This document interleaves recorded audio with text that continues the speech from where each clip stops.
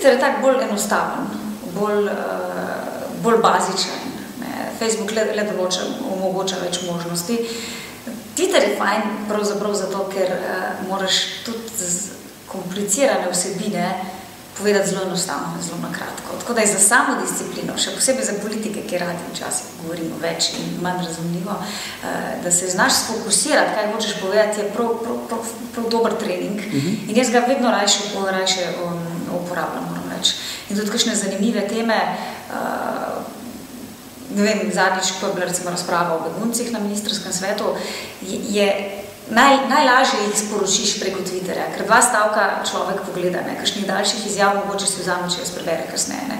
Če znaš pa ti v 2 stavkih povedati eno novo novico, nekaj, kar in bojo ljudje zvedli, predno bojo zvedli mediji, predno boš imel ti tiskovno konferenco, potem to ima neko dodano vrednost. Zato je saj Twitter zelo v redu zadevca, zelo hitra.